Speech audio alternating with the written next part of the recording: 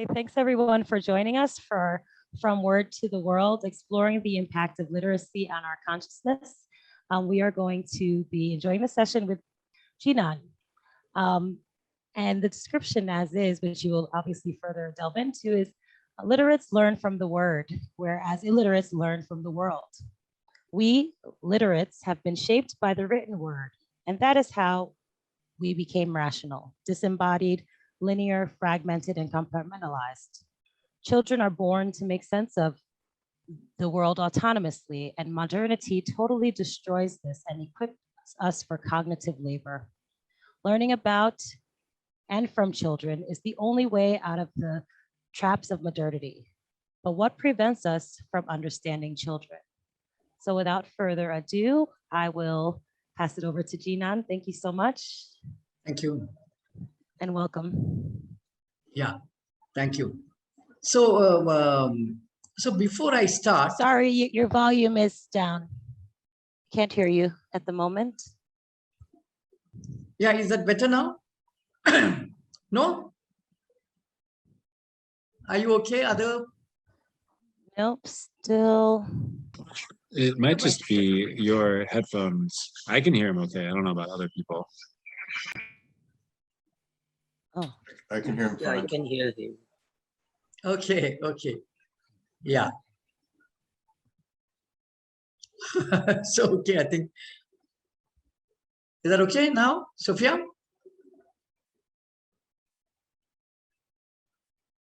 Yeah. Okay. So, so before I have a presentation prepared. So, but it'll be good if some more people can show their faces, but there aren't many. So I think it'll be nice if we can have a face-to-face conversation. Whoever can, it'll be good. So because before I show you the presentation, I want to actually take you through a bit of a process actually. So so face-to-face thing would be better that way. So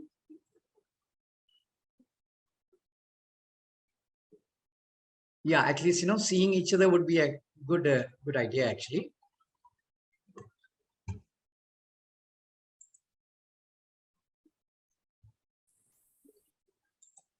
Do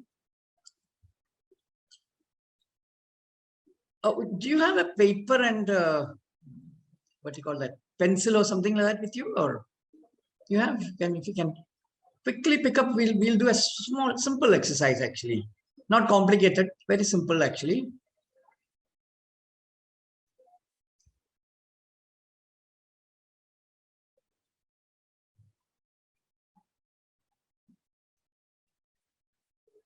Actually, I have been doing always live workshops, so there is ample opportunity to shift to the world and experience and then understand.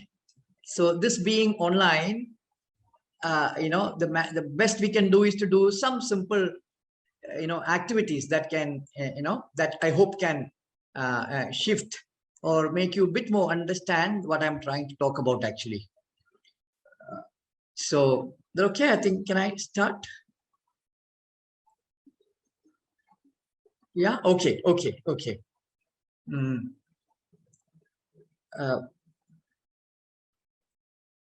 So can you write tree?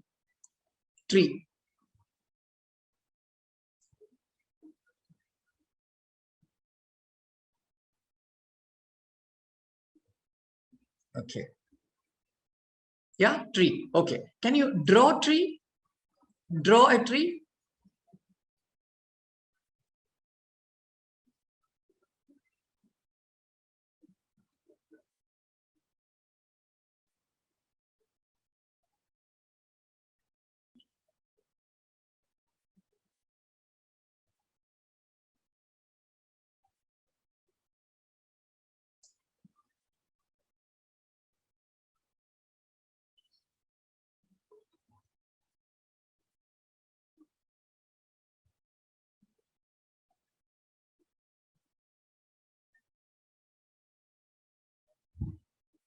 All right.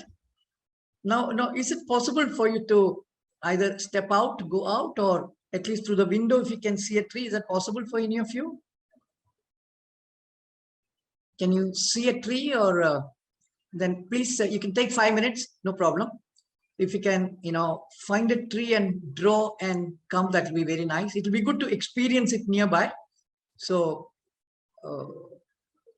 we'll wait for 6 minutes actually, if you can. But see the tree. It's good that you can see the tree, actually see a tree.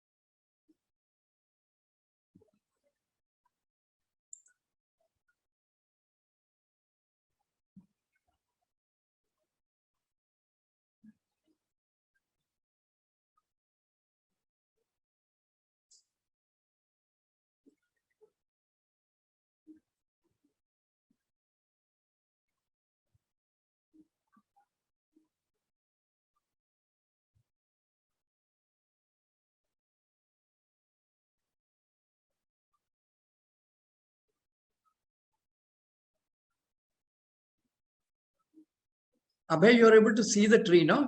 You are sitting here and drawing. Okay.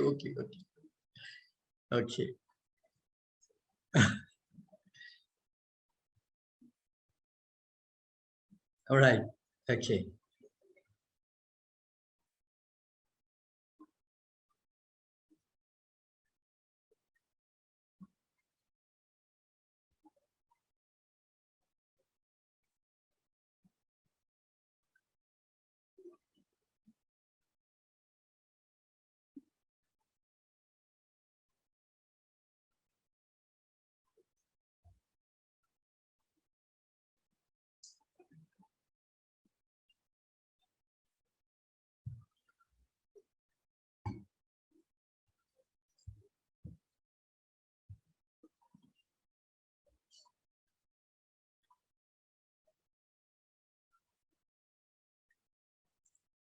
We'll wait for Jess. Jess hasn't returned.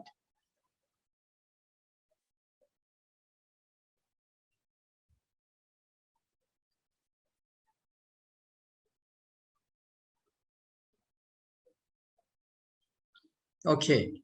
Abhay, are you there somewhere nearby, or Abhay is still gone? Ha. Okay.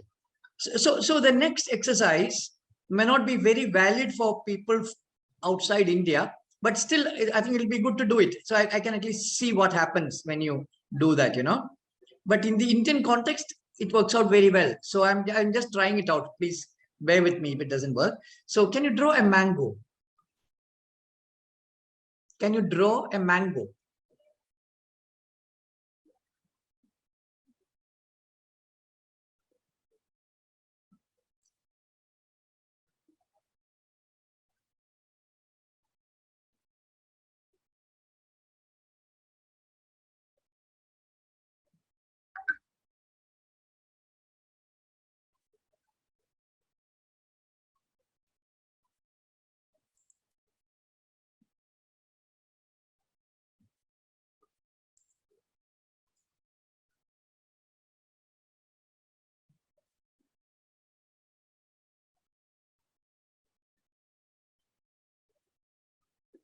Okay, can you just show me if you have done that through the screen? If you can just Sure. Mango, mango, the drawing that you did.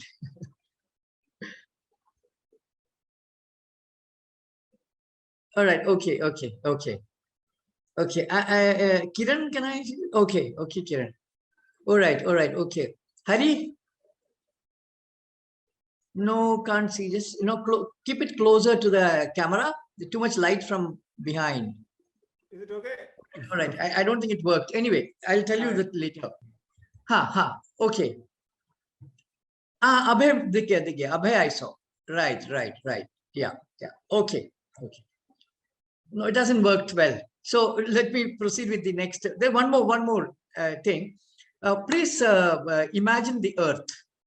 Just bring image of the earth into your mind. Just imagine the earth. All right, done? Okay. All right. So did anybody see the photograph of the earth? Can you put your hand up? What did you see? You saw photograph? That's what you imagined? Yes? Okay. No, for the others, what is the size that you saw? Can you show me the size of the earth that you saw? That much? Okay, Carolina. Hari, can you tell me what is the size that is? All right. Others? Kiran, can you tell me what is the size that you saw? Okay, Abhay, I saw. That much. All right. Okay. Chuck, would you like to show what's the size? That much? All right. Okay. So I will do. I will talk about this. Give me a few minutes. Let me share something with you, and then we will proceed.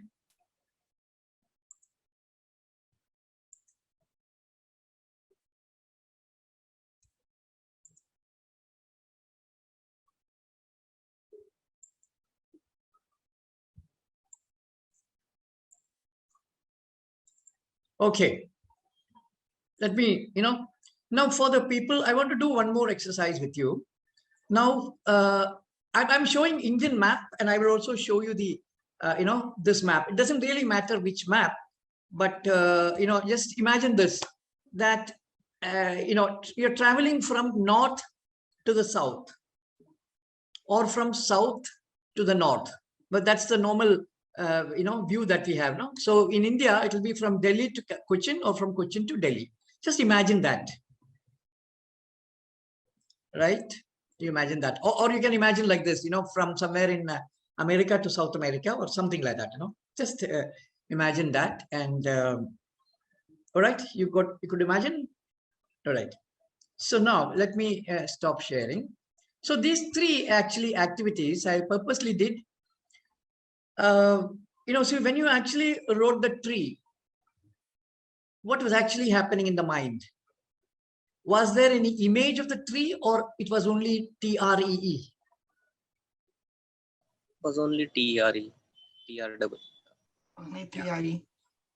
Okay. And then, but when you drew, were you recollecting what you drew as in childhood, or an actual tree came to your mind? Okay.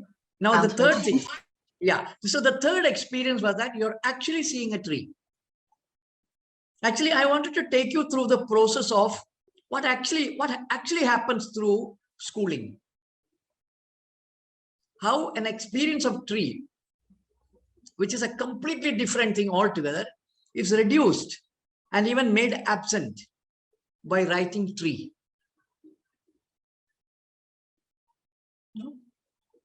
And in the second case, that we are able to see only this much. So it's a modern mind that would see the world only this much. In fact, who was it? Kiran was showing this much, this is what he saw. Now you can check this with any non-literate person. They will have a completely different idea of the world. See, and now the other one. In the other one, how many of you actually, when you thought of going to north, how many of you thought of going up and when you're going to down, south, you're coming down. How many of you felt that? Correct, no? So actually what I'm trying to tell you is that without our knowledge, without we being conscious, literacy changes our whole cognitive realm actually. We function within a two-dimensional realm. Yeah, and you can check this with any non-literate person. They will never talk about going from any place to any place as going up and coming down. So this verticality and two-dimensionality is typical of a modern mindset actually. No? And so imagine what you would be thinking of Australia that way, no? Where is Australia? Because it's all drilled into our system, no? It's down and under, and that's what has been told us, no? Down and under, right? Yeah. So now I will start my presentation, and then we will, so I won't do a continuous kind of presentation. We will do part by part, and then maybe have some time for reflection. And so the statement that I'm making is that word is not the world. And in fact, the package is mistaken as the product, because the content doesn't have the content. There's no content in the container. That's the whole thing. So we are mistaking that container is what we are in, that's what knowledge is all about. So having lived with literates and illiterates, I realized that literates learn the word and illiterates learn the world. And in fact, so literates learn the container and illiterates learn the content. So actually my unique position was that I had no interest in academics at all. So my interest in trying to understand what is happening was purely out of my existential interest. So I actually stopped reading, completely for some years. And I think this is what actually enabled the true learning in me, And which is actually the best way to call it is knowing by being. There is no effort. You're experiencing it and knowing from inside. And I started learning from illiterates. I quit the life with the modern situations. I went into the villages and started working there. And so that became a very, very different kind of a process altogether. And then, of course, I began to learn from children. So it was a gradual shift when I found that in the indigenous communities, there's no teaching at all. Children are learning completely on their own.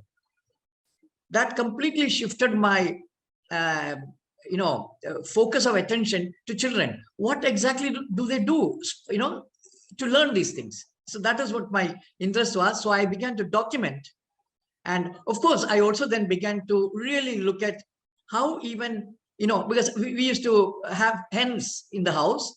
So I began to observe them and how these little ones learn, So this is a journey that I began to undertake to truly understand what is learning. Because in the modern context, our notion is that learning means reading. In fact, we don't have a understanding of learning as an independent activity.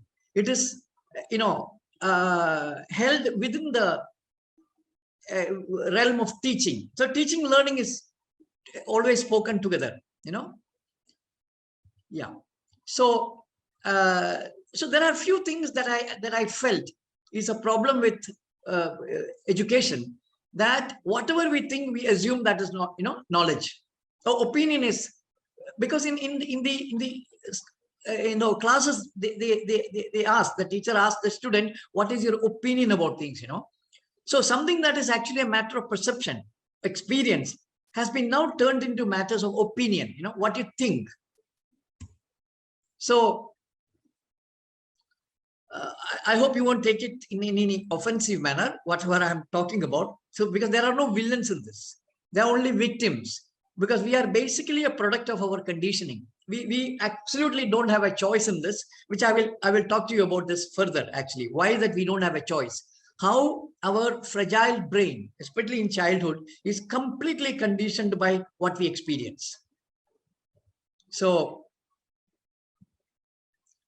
You see, in the human journey, two fundamental changes or biological changes had taken place. The first was when we shifted from raw food to cooked food, and that must have, I'm sure our body must have resisted it for at least for few thousand years maybe.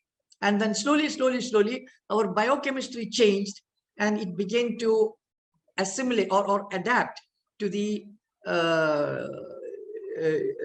to raw food. Cooked food. And the second shift like that, a biological change that took place was when we shifted from orality to literacy. There is a fundamental change that is taking place, which people are not addressing at all, because this cognition as a biological activity is a very, especially in the Western modern educational paradigm, it's a very new understanding that cognition is a biological activity. It is Humberto Maturana who began to talk about it, and Varela, two people who talked about cognition as a biological activity. And then much later, people started talking about embodiment and all that. But it's a very new, phenomena that they have understood. But again, with the mind, they have not understood it by living it. So much before Varela and Maturana began to speak about this, I understood this from experience.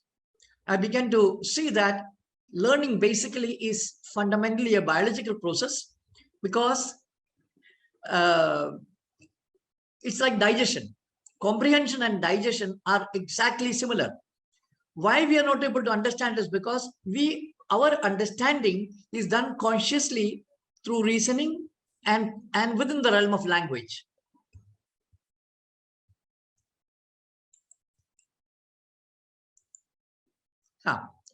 So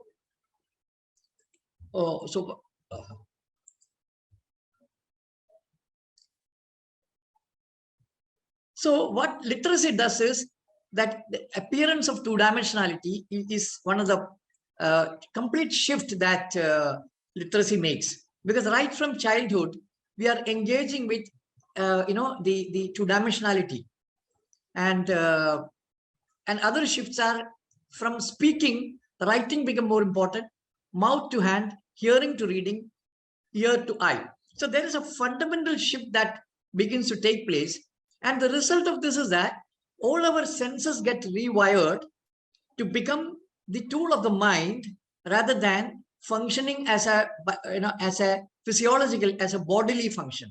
So when you actually see something, you are thinking about it, or it is a thought that directs your seeing.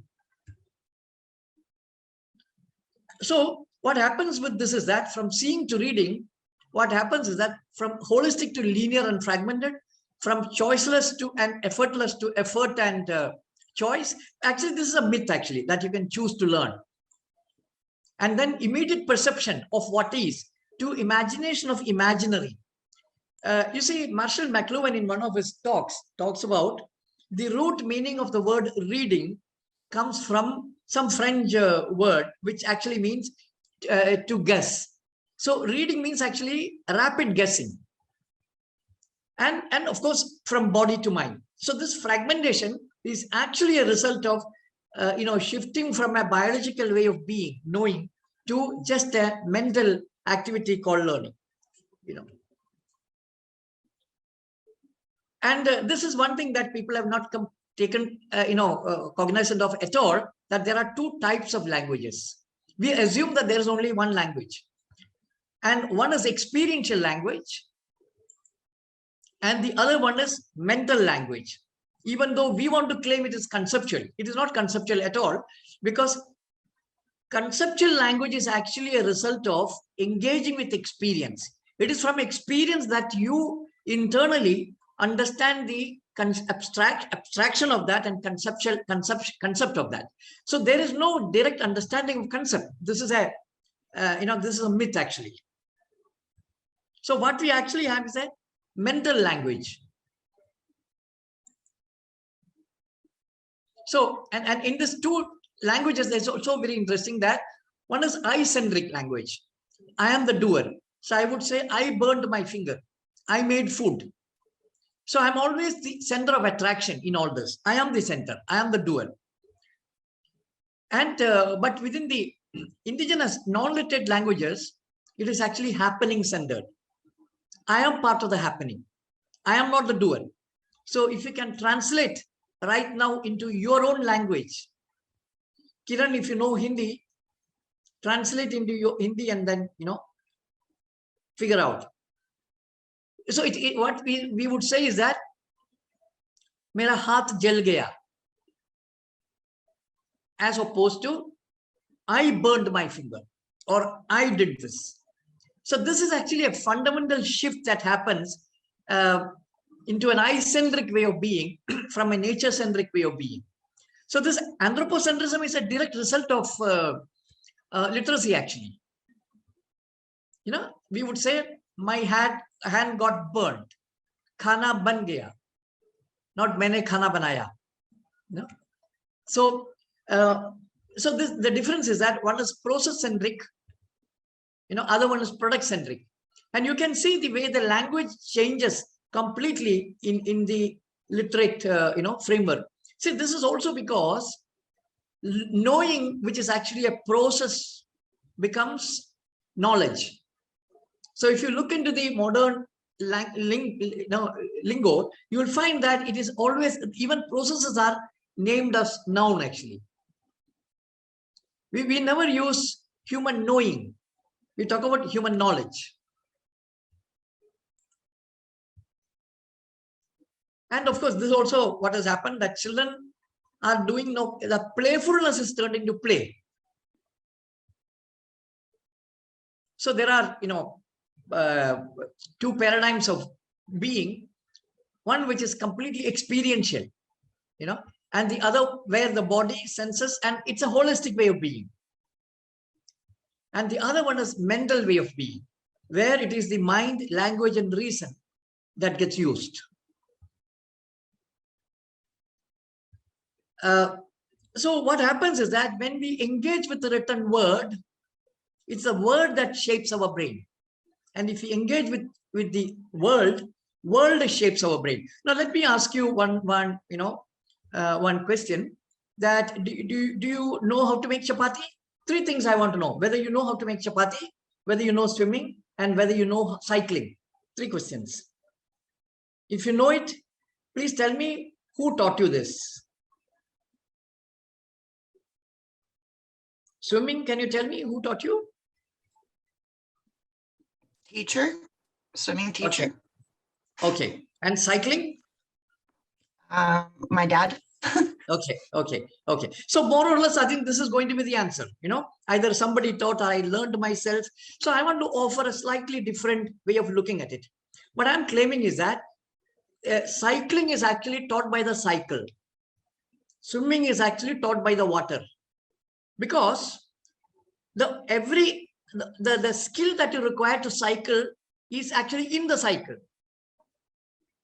Basically, it is balance. Nobody can teach you balance except the cycle, which actually means that whatever you engage with, that will change you in order to make you capable of learning that. So you only have a potential for learning anything for that matter. You have a potential. It's like this, that if you're born in China, you will learn Chinese, but your ability to speak is universal, but it has to be activated. So this is what happens.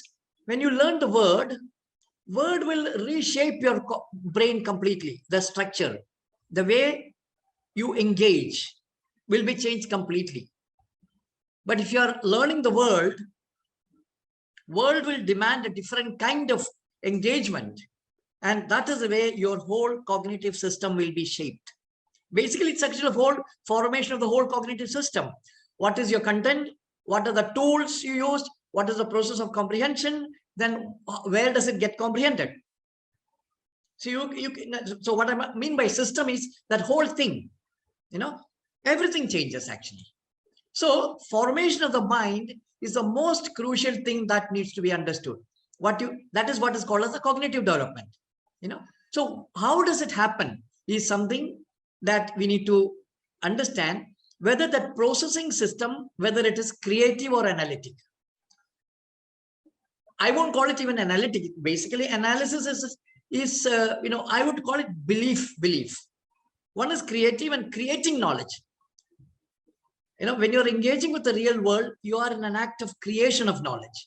Whereas when you're engaging with the word, you're analyzing somebody's information. That's the basic difference. Because learning the word means somebody has to give you the word. So you're only analyzing someone's information. So the cognitive foundation, the way I have looked at it is like this, that you're born with inherent qualities and abilities. And your first layer of input are sensory inputs. Even word is nothing but a sound. When a child hears mama, the child is hearing a sound, it doesn't have any meaning. And then they connect the sensory input with the words. So this is a second layer. And then, of course, there is a layer of imagination and pronouns happens, the inferential inputs, abstraction, and conceptual understanding. So there is a clear step that takes you through concrete input into conceptual understanding. You can never understand anything, by passing the earlier ones. The whole problem with modernity is that modernity bypasses the whole lower ones, even denies what is the inherent qualities, and in a very, very brutal way, push in language as the cognitive system completely. So what happens is that linguistic inputs directly to the mind. So mind and language, construction of ideas, naturally opinions come here, and distortedly subjective. Because you see, there is a mistake that we are dealing with objective knowledge. It is made by someone else. But since you are using your own mind, it's actually subjective. So I think it's getting too let me take you through some actual, some videos. I think that is, I don't want to take you too much into textured world. Look at this child.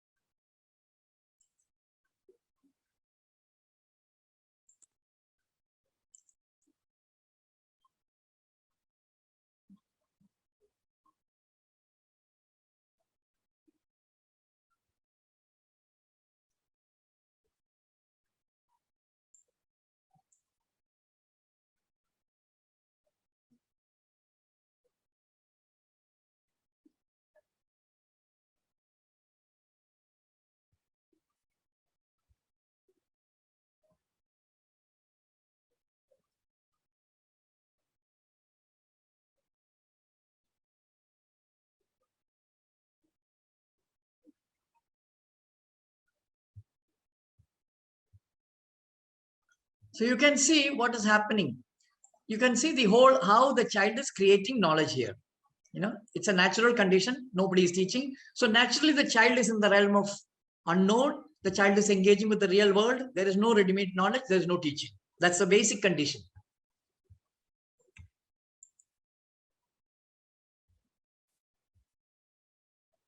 And now you can see that development of natural processes at work. The child is observing, but that's the first thing the child is doing.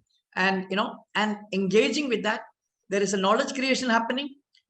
Of course, this is all implicit. The child won't be able to tell you any theory. But of course, the child is doing, which means that the knowledge is being created by the body implicitly. And the child is being a mathematician, a scientist, is understanding physics at an intuitive level. Otherwise, this action won't take place,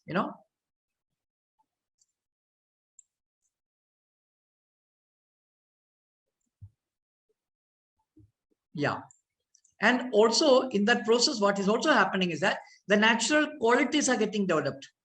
Intelligence, creativity, being open, adventurous, exploration, no fear. The child is actually handling fear. It's not that the child doesn't have fear. Or the child becoming extremely careful. So this activity is also developing its psychological and behavioral qualities, And of course, this is another very important thing to understand. No sense of success nor failure. But this notion of success and failure is typically a modern, situation actually. Why this is not moving? Sorry. So this is another very, very important video because this is the crux of learning. Please look at what that the child in the front is doing.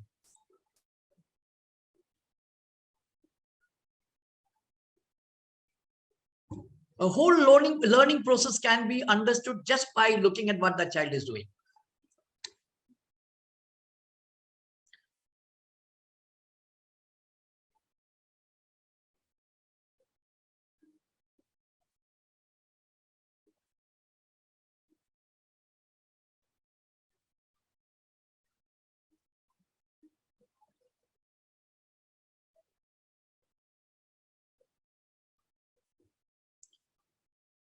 So the child will bless you. Please take the blessings.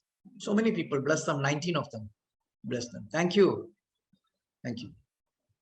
So I want to show you once again. Look once again, what exactly is the child doing? The child is comparing similarity and difference. This is actually the crux of natural learning. But it is done inherently. You don't have to do anything about it. This is the nature of learning. You can imagine now, first time when you ate food, how did you recognize mango? You ate once, twice, thrice. You ate, apple. You ate, bitter gourd. Every time the body is, keeping a record of that, a memory of that. Thank you.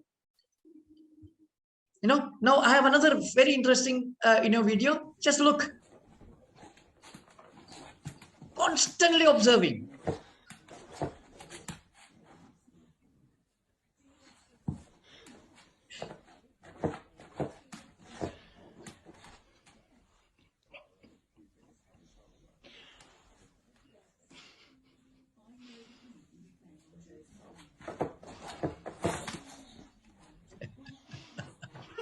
So one of the most important thing in natural learning is that everything around you is learning. They're teaching you. There is no teacher. I mean, what I mean is that everything is teaching you. Every damn thing is your teacher. Everything.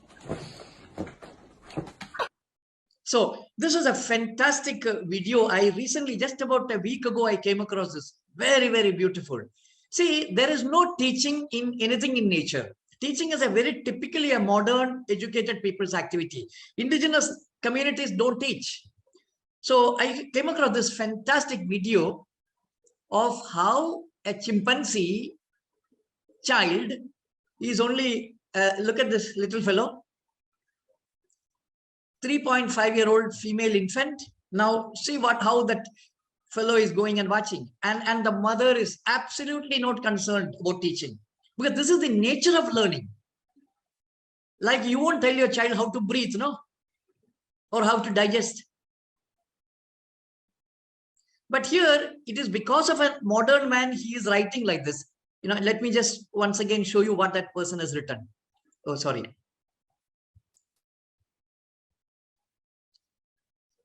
He is writing, there is no active teaching. That's a modern mind's interpretation. Look at that poor fellow.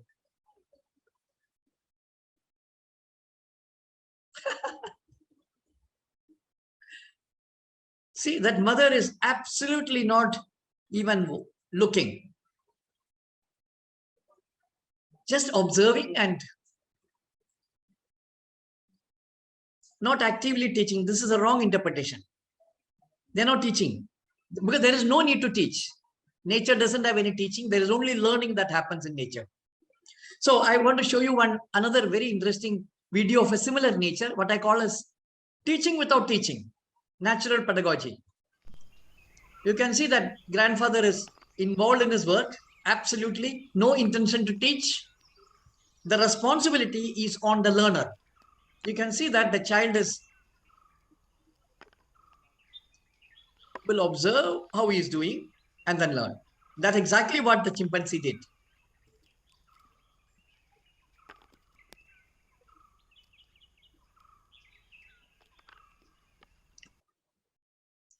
So there is one very important thing I would like to share with you, that human beings, unlike other animals, are born with potential. Like a dog born anywhere would bark. They will not, no, they won't have a Chinese bark and a Mongolian bark. Whereas for a human being, we have only potential to speak. And if there is no one to speak, we will not develop that quality at all. We will not speak at all. So I want to show you some very, very interesting videos I came across, which is about, even our ability to walk should not be taken for granted. Even that has to be drawn out, because we are only a potential. You see, in the feral children studies on, documentation of this feral children, this child is actually an Ukrainian children. The child, this orange t-shirt, she was living with dogs. So all her behavior was dog-like. The lower one was living with monkeys. So all her behavior was monkey-like. And this one on the left, I think it's from Indonesia, Jakarta or somewhere, where this child was actually living with hens in a coop, chicken coop. And the child's behavior was hen-like. You can see the hand is kept like a wing. And he was using, of course, now he's in a rehabilitation center.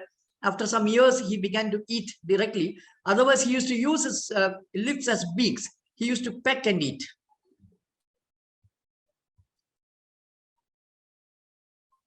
So we become what we experience. It is the context and condition, all that matters. So within the modern context, so I would like to say that the first thing a child learns is to take care, is to be a mother, because this is the first experience of a child. And I'm sure that for the survival of the species, I'm sure this is very, very important, that this is the first thing a child should imbibe, actually. So what I mean by learning is imbibing, absorbing and imbibing. They just become that.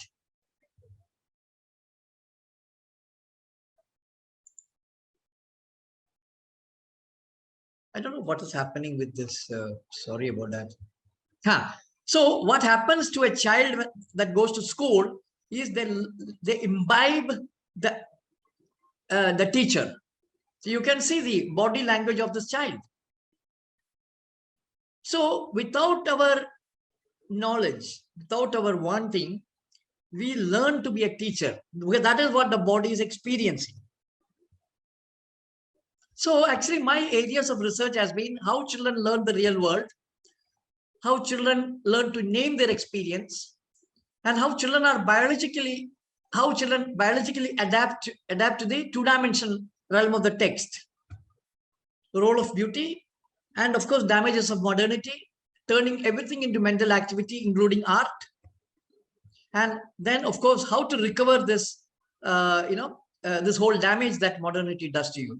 Because I've been working with design and architecture students, and I've been exploring how to enable them to actually, reclaim their natural ability to engage with the real world, how to use their senses, how to stop reasoning, how to, stop arguing, how to stay in uncertainty, how to hold doubt, because all these are gone from a modern educated person, because we are trained to agree and to be in certainty. The whole knowledge that we engage with is a product. It's a completed product.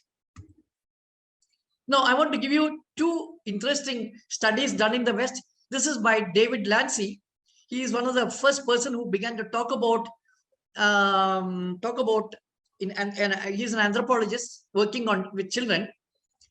And he began to talk about there is no teaching in indigenous communities. This is never understood earlier.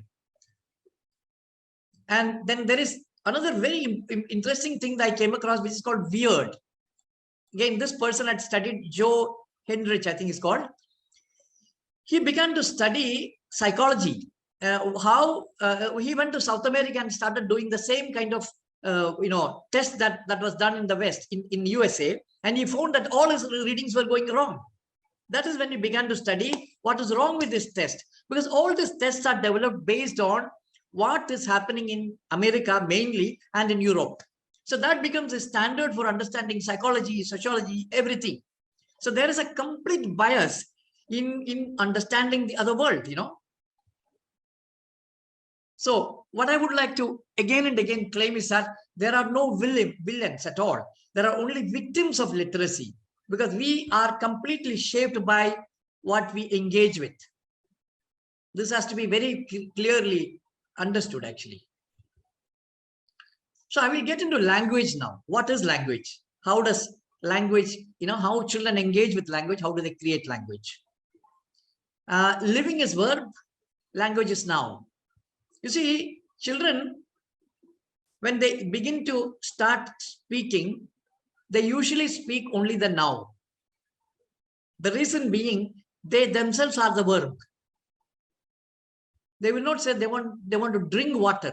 They will say water, because drinking is their role. And children in Bangalore slums speak 4 to 5 languages by the time they reach 4 years. There is no conscious teaching. There is no conscious learning, no memorizing, no syllabus, no order of learning, no simplification. Absolutely nothing that we do is applied here, you know, but yet children are learning. So why I'm talking about this, because one thing that modernity has not learned is how children learn. Even now, there is no proper studies on how children learn. And this is the biggest tragedy of the whole modern civilization, because you see, the whole future of civilization depends on children. It is not on technology. It's not, no, because tomorrow is their day. And the whole, if you look at the, the infantilization of modernity is precisely because we treat children like that. In fact, we are the victims of that. We have been treated like that. We have never been respected in childhood. So this infantilized behavior is nothing but a behavior that we have got from our parents. And this is exactly, even worse is what is happening to modern children today. It's really pathetic what is happening with children in the modern context, actually. Absolutely no respect. They are treated as absolute idiots. They know nothing. So, see, one very important thing to be understood is that senses have access to the world and mind has access to language. So only when senses and mind work together, we will be able to connect the word and the world. What is happening in modernity is that we have denied our senses and we are only engaging with the mind. So there is an assumption by modernity is that the illiterate people are oral, meaning ear using, and literate people, modernity uses the eye. This is a 100% mistake, because the way the modernity uses eye is to think and not to see. This was very clearly understood. So eye for a modern man is a tool of the mind and not a physiological tool. So in fact, they are not seeing anything. I will give you a fantastic test. Most modern people are physically present, mentally absent most of the time. Am I right? You're not fully present because you're always in the mind. The body and mind are totally fragmented. And we very unnecessarily and always blame that poor Descartes. He has nothing to do with what is happening to you today now. Descartes has nothing to do with it. Each time you send us children to school, each time you teach, you're fragmenting the mind and body. Teaching is the most detrimental activity that we have invented, and of course, ready-made knowledge. So now I will take you through how children learn language. So I just want to tell you one thing, that when you are getting tired, do tell me. I can stop and then, come back and we can, we can maybe have a rest or something. Please tell me that whenever you feel that I should stop, I will stop for some time, or, so maybe I can take you through this part, the language part, So children hear sound. Now, how they learn language. So let me just show you one very, very interesting example. How they use sound, body, and gesture as language. So this is a very interesting thing. I hope you can hear this sound. Let me just make you hear this sound.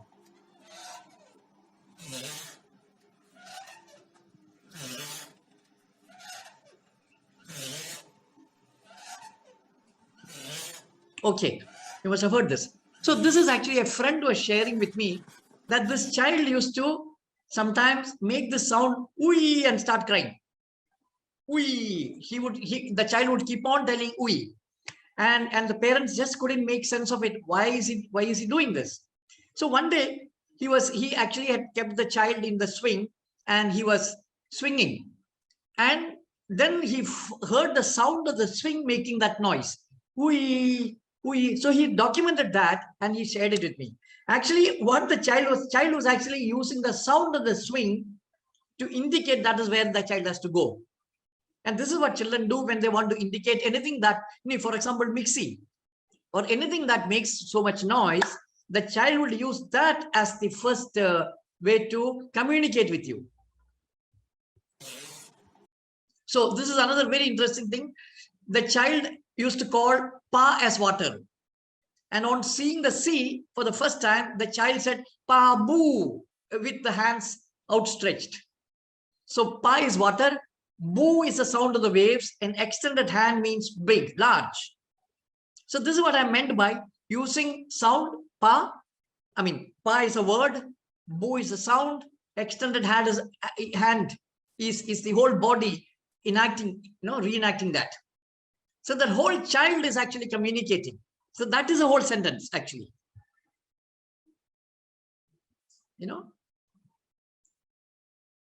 So right from 1 year old, the child is trying to talk to you actually. Just that we are incapable of listening to this because we are so trapped in language. Unless the child learns to say each word by word, we have no means of understanding because we have become so insensitive to non-linguistic communication. And the tragedy is that then we talk about American Sign Language, which is another tragedy actually. Every time there is a mechanization and a systematization that happens. See, all languages are very, very contextual, So I have actually, I have been very lucky that I worked with a group of deaf and mute girls for 6 months. Of course, initially I had so much difficulty. I wanted to run away from that place. But slowly within a week, I was able to understand what are they talking about, because unless you engage with the context, no communication takes place. So in that sense, modernity is totally a non-contextual communication.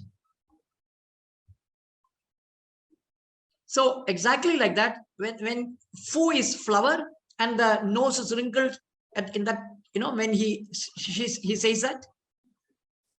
So again, you can see that, see the development of numbers, adjectives, all this happens automatically when the child is engaging with the world, So this is very interesting that the child saw a peacock flying and the child called it kaka. Because the kaka was the first category. I'm sharing with you how children create categories based on their first experience. Crow was her first experience. So all flying ones became kaka. When the peacock got down and started walking, the child told that is kuta. Kuta meaning dog. Another very interesting example, that Mimi was cat. When she saw tiger, she called it Bada Mimi, meaning big cat. So it was a very, very natural response. Again, you see the way the child compared the feet. Same thing is happening here. The child is comparing these two things, the similarity. But she knew that one is bigger, so that adjective is added. But what is interesting is about the lion. She was confused because the face was looking like a cat and the body was like dog. So this I had shown you, Yeah, I just wanted to show that, all these categories there are different ways children create categories.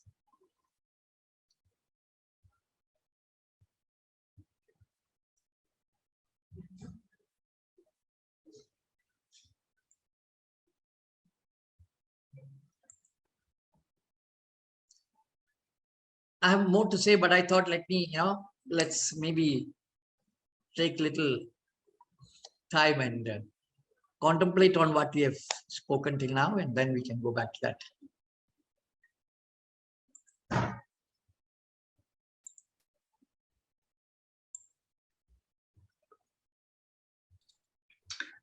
Thank you so much for all this. This is very enlightening and great different perspectives. Thank you. I'm just wondering in terms of, so in this presentation, you're also using videos, but also language. Yeah. You know, so the contradiction of that, and also like when there are some kinds of complex knowledge that sometimes, you know, it is good to read about. I don't know, I'm just thinking about that. Yeah, don't worry. Yeah. No, I am purposely using, see, when I began to live with rural tribal areas and I stopped reading, and I also began to contemplate why I won't be able to communicate what I'm seeing with literates, because literate is because completely non-contextual literacy is what they have in their mind. So whatever I say would be appropriated to suit them. And then I realized that if I don't document and show what I have to say, everything will be misinterpreted. The problem with modernity is that everybody has their own meaning for everything, because there is no experience is not binding all of us. You know, because there's no experience. This language is not learned in experience. So I began to document this. That is why, you know, the content is becoming extremely clear to you by showing you things. Nah? And also the contradiction thing that you're talking about, that is why I purposely talked about two types of languages. One is conceptual language. I would call it mental language. I won't call it conceptual language. I used to call it conceptual language. Now I call it mental language. And the other one is experiential language. Experiential language is something that grew out of proper experience. So what I'm trying to stay clear of is from mental language. That's why I'm trying to build from taking you through experiences and then talking about it. You know, of course, language is extremely important. I'm not telling language has no role at all, but language devoid of experience is absolutely problematic. That is only the thing that I'm trying to talk about, you know. Yeah.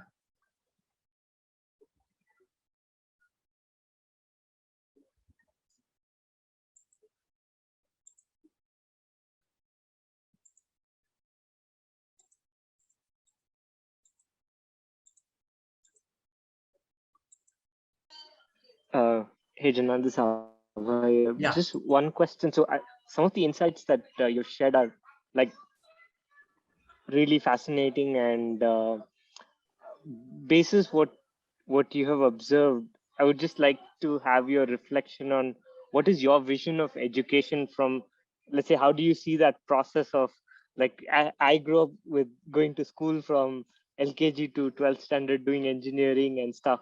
Now, basis the insights of how you're observe, what is your reflection on the vision of how we create such learning spaces? You see, the fundamental problem of modernity is modern alienation. We no longer belong. You know, see why we are looking at the world in our, you know, the way we are showing Earth, you know, this is the size, is because we only know textual experience. This is what we see the Earth, you know, in pictures. We don't belong to Earth at all. You know, you see, I always wonder that when we think of fish, can we think of fish without water? There is no existence of fish without the water. So you have to think of fish and water together. Exactly. There's exactly the same problem with humans. But we assume that the rest is, nothing is matters, you know. We are, you know, we are okay within our own selves. So you see, I don't think there is any choice but to completely re-understand what it means to be human. The whole anthropocentrism is what is a problem that we are destroying. Everything that we are destroying stems from our own alienation, the way we have destroyed our own selves. Yesterday I was talking about how, see, we are actually holistic being. which means we are both male and female integrated. The quality of yin yang, which is actually the male and female qualities, are embedded in us. But the moment you shift into literacy and modernity, your femininity is gone completely. Your body is gone. Your senses don't function. So you're a very fragmented masculine being trying to talk about everything. In fact, what I say, please don't get offended, but what I say is that even feminism is nothing but a masculine response. You know, because what we need to do is to reclaim our holistic being, you know, which is both masculine and feminine integrated. That is the crux of the problem. So what happens in modernity is that we are always responding to the cause and never looking at the symptom. You know, what is the symptom? Lies, you know, in our own fragmentation, in our inner fragmentation. So I find, you know, modernity in a completely absurd kind of a situation. Absurd. You know, I will take two words, actually, one word, actually. There is a word called experiential learning. You know, that has been used left, right, and center now, left experiential learning. And what I am telling is that this kind of a statement comes from people who have not understood experience nor learning. What is experience? If you truly understand what is experience, you see, when a child goes to a classroom, what is the experience? I'll tell you one very interesting, you know, thing that I saw one day. My mother and my brother's wife was watching a television news, and in the television they were hearing the news. You know, yeah. So you know how the news is told, na? Very, very serious. They catch your attention, but at the same time there is also drumming that is happening. Not tan tan tan tan tan. That is also happening. No, that's also happening. So on one level, this, you know, music is happening. Other level, the very serious talk is happening. So what I found was that these people were intently listening to the news, but the body, without their knowledge, was moving to the rhythm of the music. You understood? Are you getting my point? The body was responding to the music, you know, the rhythm, no? But the mind was intently listening to the news. What happens to a child in the classroom is exactly like this, because the body is learning the teacher, mind is learning the language. This is precisely what I'm trying to talk about. Experience is bodily activity. It's not what the mind creates in the head. We are thinking that we can fragment experience and give it in pieces. No, experience is what you are experiencing, the totality. You see? You understand my point? But modernity assumes that you can have tablets of experience, you know. You go to their corner and have an experience. You see, can you tell me, is there any second in your life you're out of your experience? What we are is experience, no? So this is the problem, actually. And again, then they have a term called critical thinking. What are they critical about then? If they don't understand the simple term called experiential learning, they don't see the contradiction in that term. There are more, actually. I have actually collected lots of these terminologies, actually, that, you know, especially comes from cognitive scientists and all that. I look at other word, embodiment. Now, suddenly they found out what is embodiment. And one word, now everybody caught hold of it, and that is a marketing term now, embodiment. And everybody is an embodiment expert and making you do all kinds of stupid things. What is embodiment? You see, there is so much. This is what I'm trying to talk about. When there is no experience, you create your own stories in your head. Every word has their own independent meaning. In fact, meaningless. You create your own strange meaning. So, you see, right now, we can begin to, you know, because people ask me, how many years you think this is going to take, whatever you're talking about. I tell them minimum 1,000 years. Our problem is that we want to change the world in the next day, or even right now, if possible. No? But we have taken almost 300-400 years to butcher ourselves. No, we have not been careful at all how to use language. In fact, there are very interesting, researchers even within the West on these things. Just that mainstream doesn't pay attention to this. Ivan Illich has told many times what is wrong with this thing. There's also a fantastic speech. In Plato, there is a very interesting conversation, which seems to have spoken by Socrates on why writing is a dangerous activity. It should be dealt very, very carefully. We don't understand the fragile nature of the human brain. We only think it is a great thing. It is the greatest thing, No, we don't understand the other part. It's a very, very sensitive thing. It can absorb. If you're not careful, it will completely, destroy you. That's what is happening today.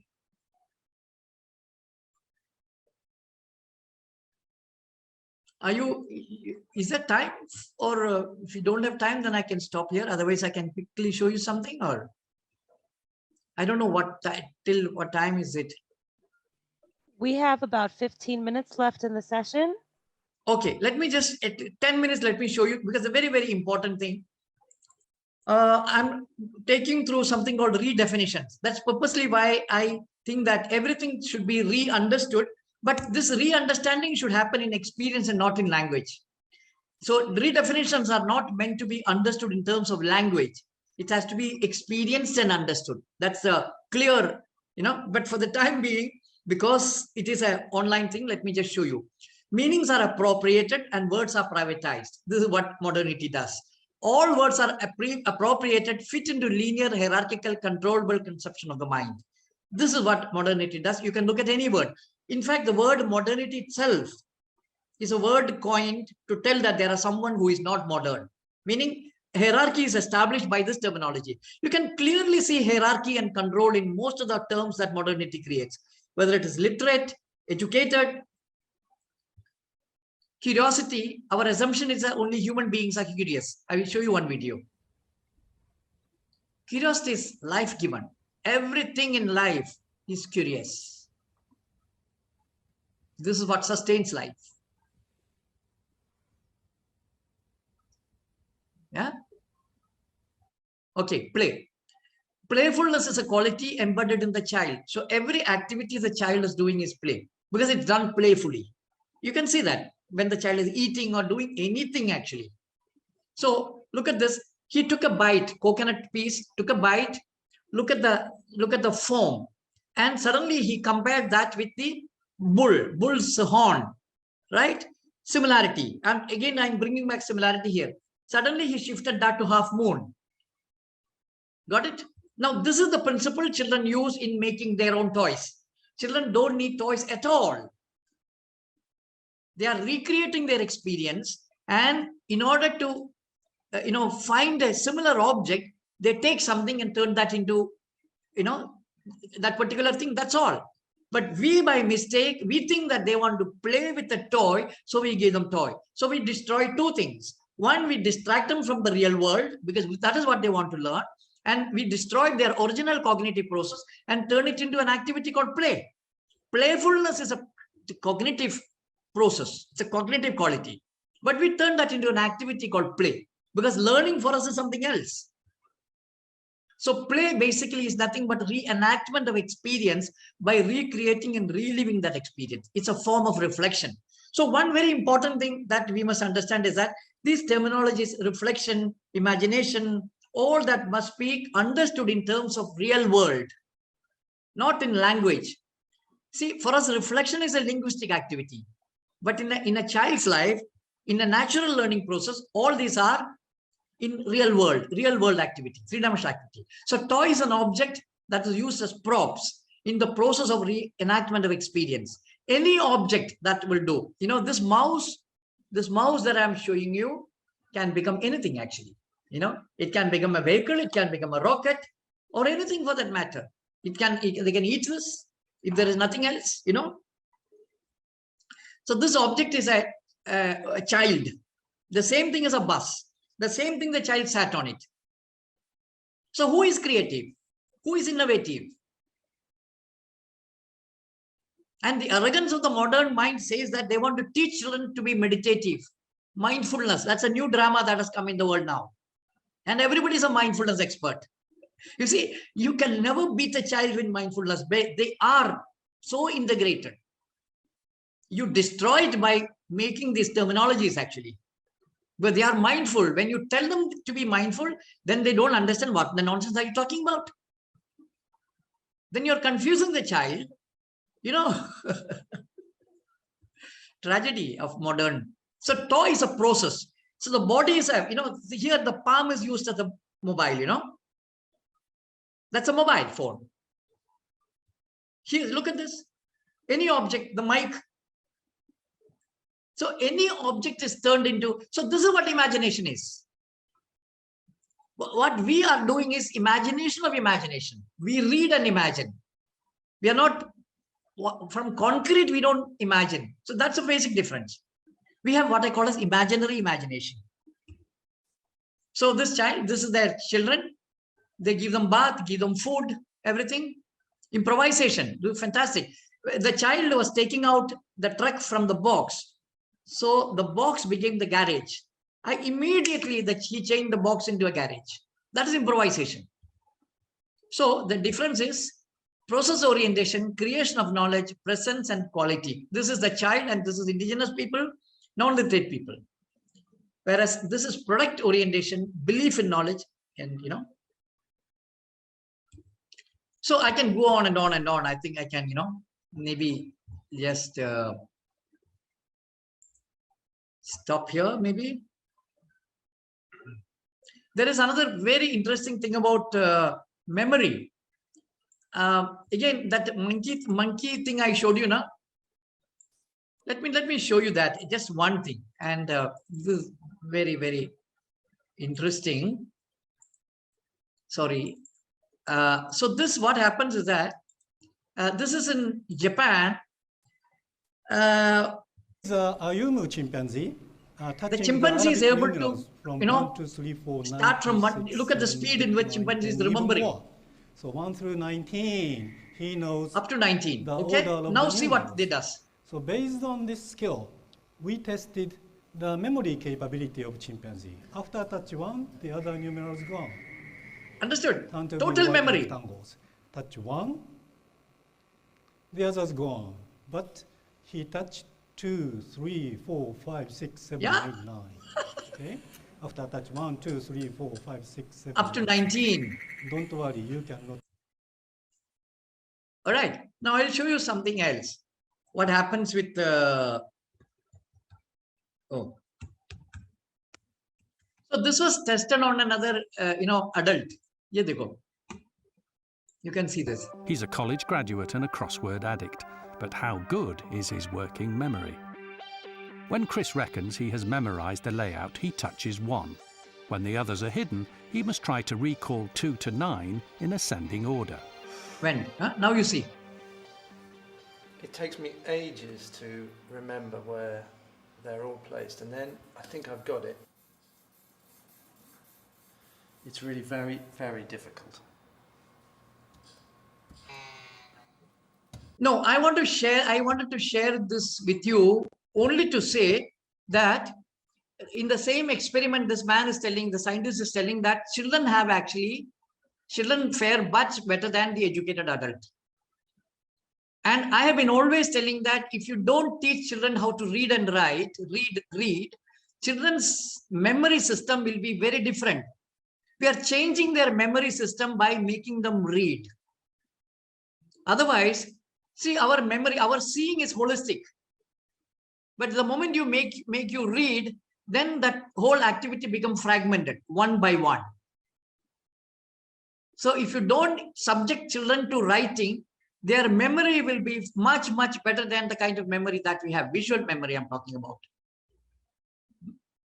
In fact, I've had people in my workshops telling me that they had this ability to, remember everything that is written on a page without reading it. They will see and remember it. Because that is our original system, to see something and remember.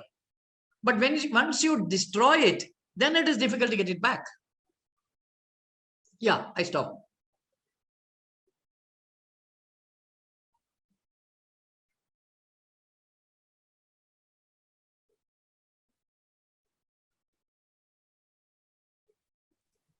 Can you please tell the name of that anthropologist? Actually, I missed it. Which one? The weird one before that weird reference, you have an anthropologist reference. David Lancy. Okay, okay, thank you.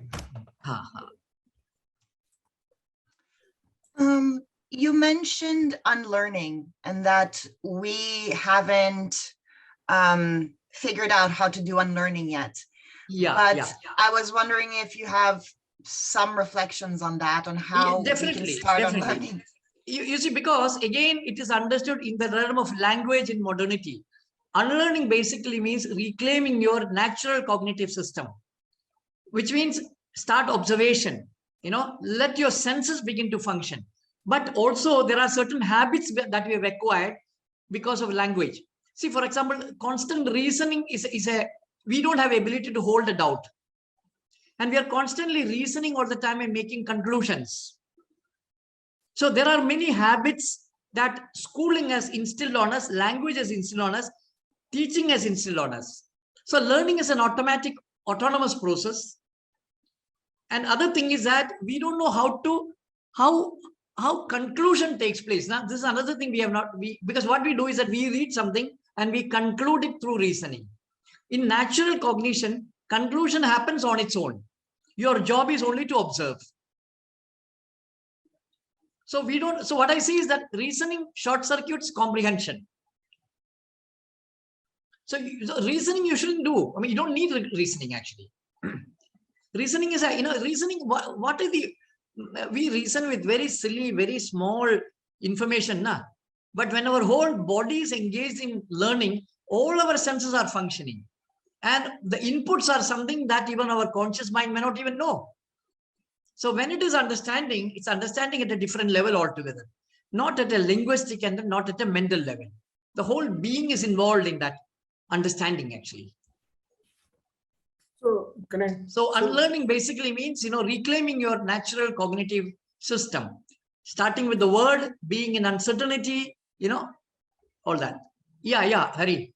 So can it be the case that the very distinction between automatic processing and say effortful processing is not there in non-literates? Yeah, no. You see, I was telling yesterday that if you want to understand grammar, because we have learned how to speak very well, which means there is an implicit understanding of grammar without which we are not able to speak.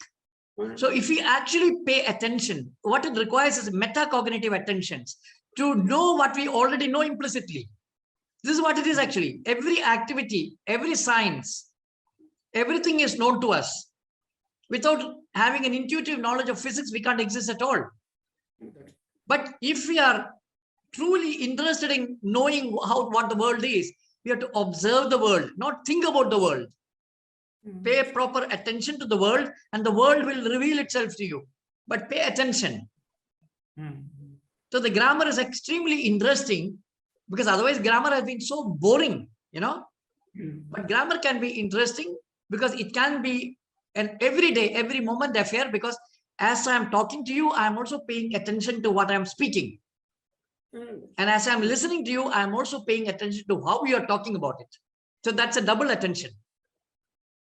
Yeah. So with your experience, I think it's time to go, I think. Yeah. So connect with me if you're interested. I hope you have my... Yeah, you can connect with me directly. Yeah, sure.